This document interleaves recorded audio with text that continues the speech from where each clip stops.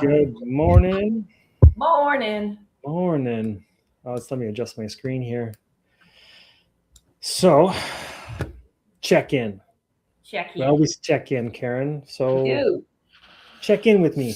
Where you at? I guess I'll just start with a statement that we've said in the past. You say it all the time. And it's coming at me all week this week. It's not my journey.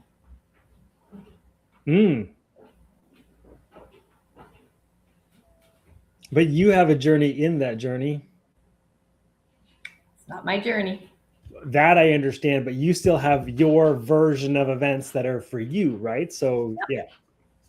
Yeah, no, totally. But I think what we talk about in coaching is that we have to be reminded when we're coaching somebody that it's their journey. And I think this week has been a really good way of seeing it so clearly that is just important to have in your line of sight.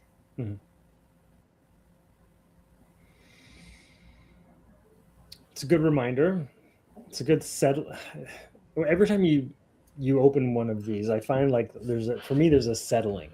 It's like I can exhale. Because over the past several weeks, I've been go. And we talked about it last week. I said, if there's 5 minutes, I'm putting something in it because there's time. But maybe there's not time. And you just do it. And I had another one of those weeks, painting. So if you're not painting or cleaning up, you're trying to clean up the mess that you made that allowed you to paint. Anyway, so there's always like juggling of things. But I got to the finale of something this week, and it was weird for me because my deck stuff is all resolved. But it's this weird anticlimactic, like, well, that was it. Like I built it all up, 6-7 years of struggle, and it's done. I'm basically going to pay a fine. Mind you, I think I got lucky with the person that I got, the circumstances, the things that I said, or the intuition of the things I thought I needed to share. And even though there's a couple of things that maybe aren't perfectly up to code, they accepted what I did. So yeah, I'm going to pay a double permit cost, basically, because I did it early. So that's the only thing that remains is whatever my next $300 bill or whatever it is. So yeah, it was like, yay, I'm done. I don't know what I was expecting, but yeah, it's like the last chapter of the book was kind of like, oh, of course. That's it. So I actually think this kind of leads in well into the topic today. Hold on, I'm going to bring this up. The magic of metaphors. So you're walking on eggshells, and I got egg all over my face. Two very common metaphors. Yeah, common metaphors that we would use. But I've made a mountain out of a molehill. I mean, it could have been worse, and maybe I could have got the most severe building inspector there ever was, and I had to undo all the work and redo it. Like that, I guess that's potentially a possibility, but that's where my mind was for all those years. And wouldn't it have been a benefit to me if I had a coaching conversation maybe 5 years, 6, 7 years ago on this topic where I could have worked through this. And I think the magic of metaphors for me, like the reason why, is that it gets you out of your head, your spinning little mind, your bad neighborhood, and allows you to see it from a different perspective, but using visuals to help you feel it or see it differently than you would yourself. So I think that's the why behind metaphors for me, is giving people an opportunity to feel something differently through a visual instead of just the Yeah, the tick tick tick of the thoughts in your head. What about you? Why do you use metaphors in coaching? Well, it's part of what we're trained to do, and I think the intention is that it's easy. It just takes all that messy you just said out of your head. The thought it takes all this and makes it like you actually even started to sigh. You said Mhm. this whole sighing, breathing, and it's easy to hold, and it resonates with people, and I feel like it's you can remember it. Oh yeah, right. you know, uh, Whatever metaphor you're in, like I'm in the dryer and it's spinning really fast, and that's your current metaphor, and the other one is wait a minute, it's really warm in here, and maybe it's just to shift people into another way of being in their space, Mhm. and I find it provides a lot of, first of all, I think validation, but it also gives them a sense of, okay, wait, there's that alternate perspective. So Mhm. it's easy to shift over there now, and you can play with that metaphor more, and help them kind of go, what would that look like? And so you can create the conditions inside the metaphor. Yeah, you can start to get them to play with you in it. I think there's something about playing in a metaphor. It's not as scary as the real world. So me and my deck, that's real world, right? But if you were to give me a metaphor that I could like step through, it gives me an opportunity to play with it without anything crashing down on me, right? The whole building crashing down on me. Um, I had a couple of like trajectories I wanted to take this. What makes a good metaphor for you? Mm. Well, the interesting thing for me, and this was a struggle for me in when I was in my program, is that I'm much better at giving a word metaphor than a picture metaphor. So I struggled with, putting a current state with a drawing or a scenario, but I could use language and move people through. So a good metaphor to me, and I'll use my example in the coaching program. My very first metaphor was me, a stick person with all this, because I wanted to learn how to, take care of myself better. And it was all this big cup above my head of all the things that I do, and how people love me and how much I've accomplished. And they're all in this cup over my head. And then she put a red heart right here. And she says, Mm. but then there's this Karen's heart saying, well, what about me? What about me? And then she moved me over into a bicycle. You know, what if it isn't all about giving, that there's a cycle? And she started to get me to see that I could see it as not giving up, but creating space to receive. Mm. So it helped me, and I still remember it. Look at that. That was in 2003. So there's the other idea. It sticks with you. If it had been just a conversation, I wouldn't have been able to remember the details. But that metaphor was a powerful force with me. And it reminds me when I'm still, hanging on to the cup, because we go back, right? Oh God, you're there again.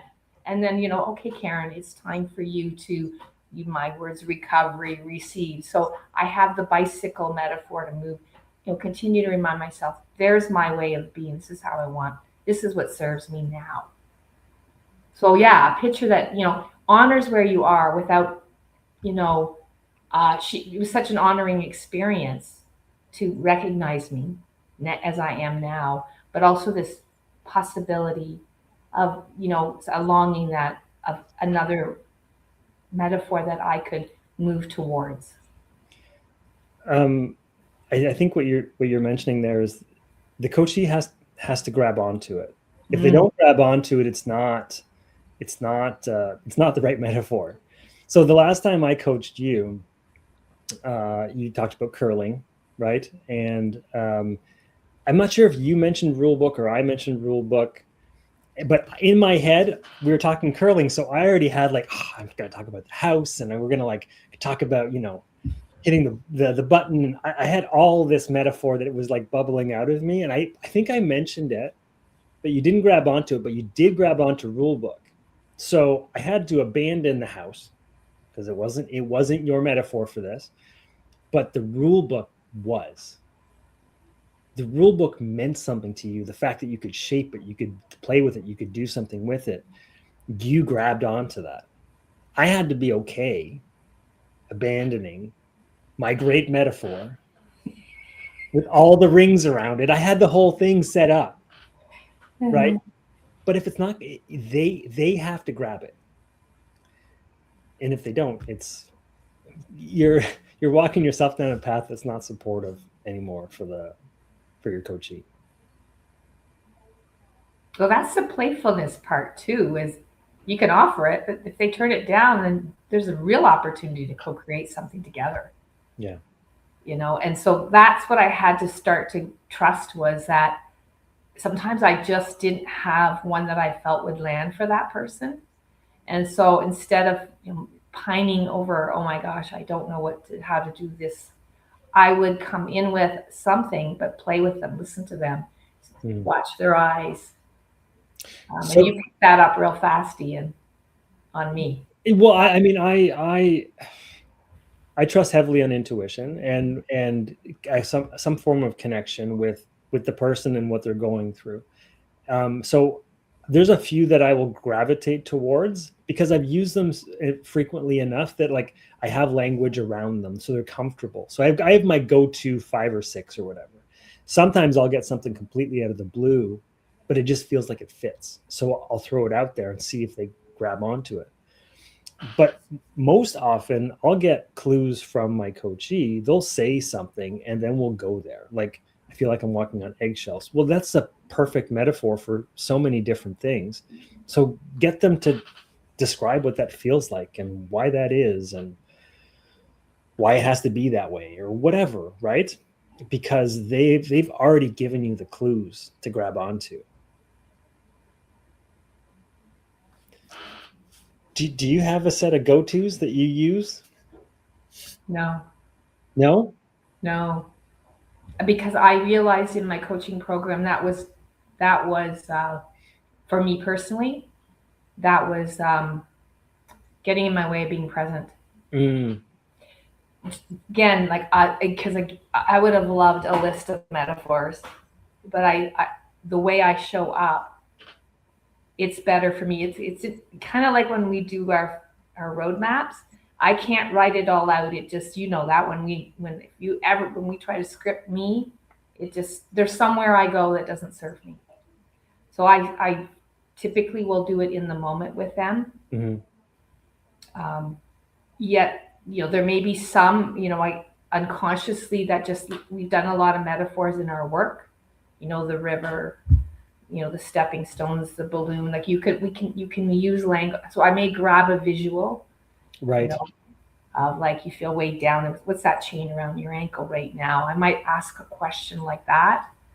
But yeah, I don't have. There's my answer. I don't, because it caused me so much angst in my program. I could not be present with that person. I understand where you are, and if metaphors is something that maybe doesn't come naturally, because you said you use word metaphors more than you picture stuff. So I have several that I'll go to, and maybe it's because we teach people and we have the ones that we've slotted in to support the learning. So we have a visual to go with it. We can talk about it so people can see it, they can feel it. And then we use the language throughout our, whatever that training is that day. Let's say it's the river metaphor. Oh, there it is. I got wet again. It's a playful journey through it. So maybe that's why I have several in my repertoire. But there's a few that I'll often use. Like if somebody's struggling with like a career choice or whatever, like I'll talk about it as if you were dating. Like if you go to the bar. So what if, okay, so how much weight do you put in on that one connection that you have at the bar? Like, is it you're not getting married that night, right? Hopefully you're not in Vegas. So you've got an opportunity to like see it and feel it from a different, with a different lens on, and not be married to an idea.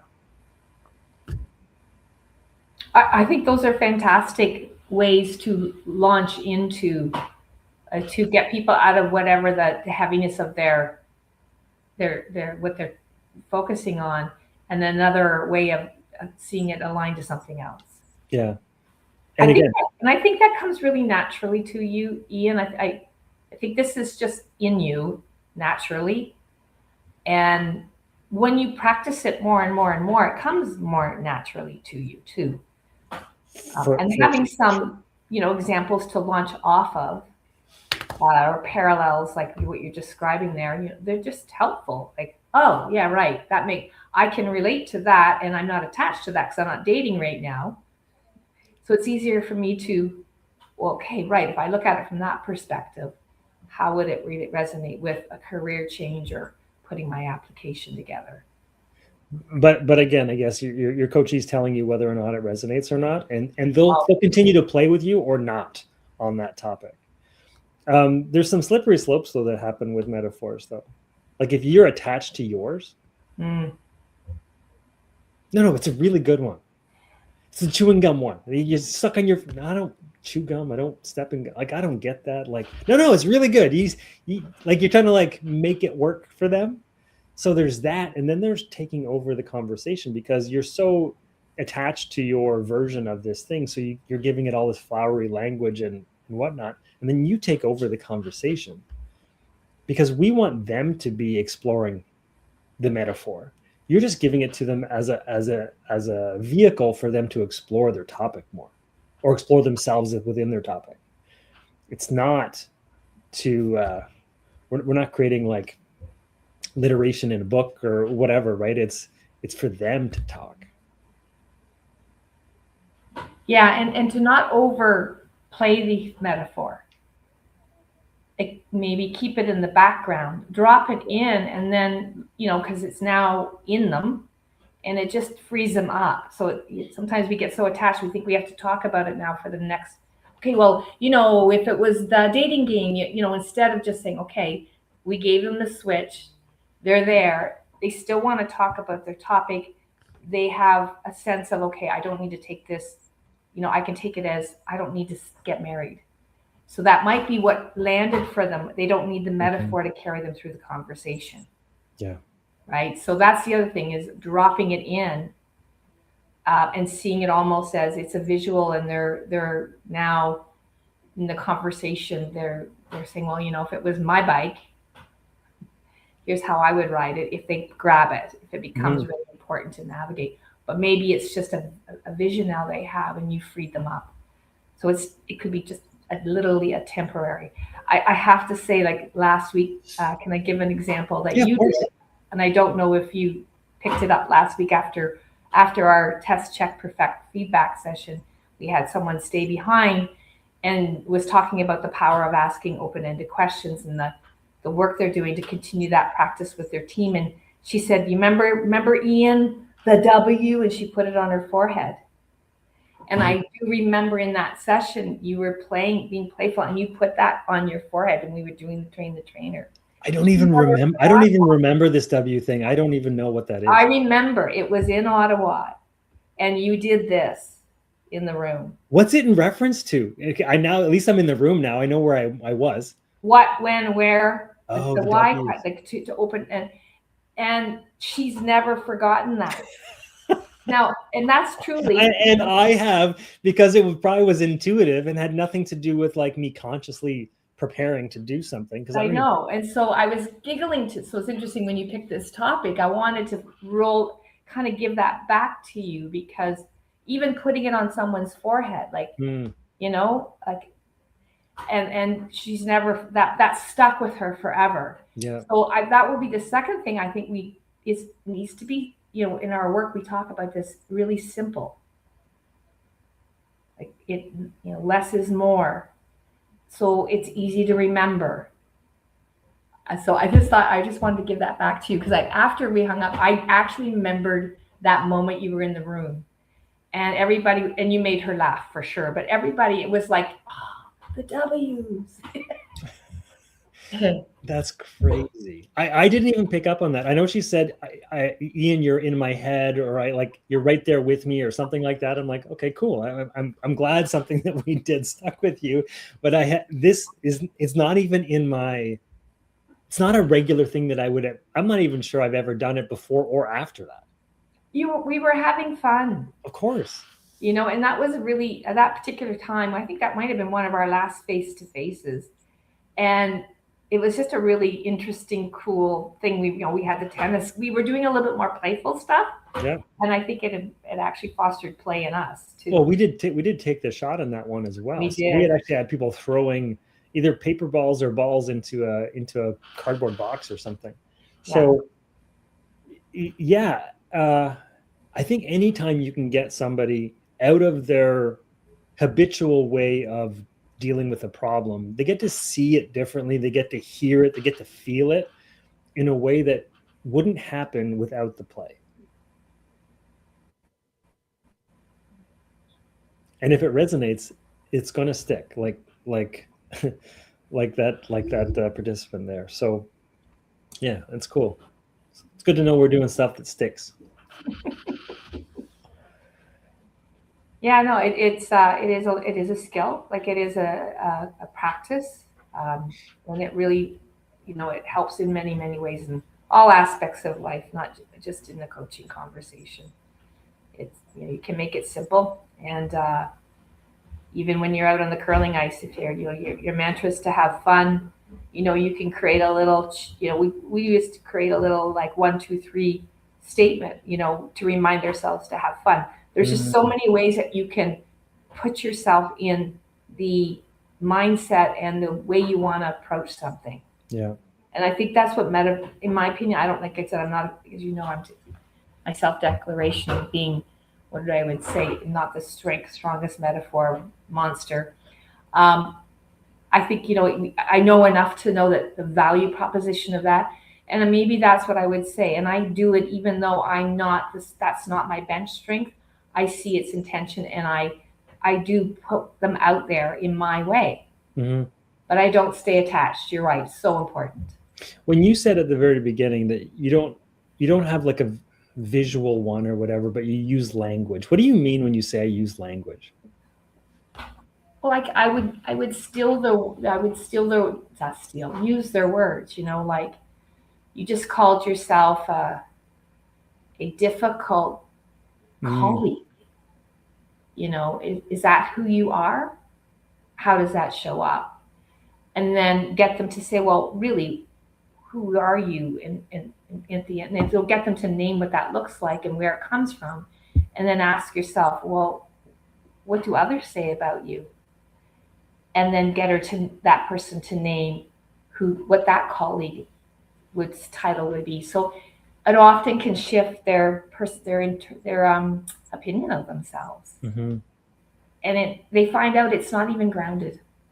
Yeah, I think that's what you're discovering, right? Or at least challenging them to look at it to see, is this the truth for me, or is there some nuance to this that they're not noticing? Well, it could be an internal thing.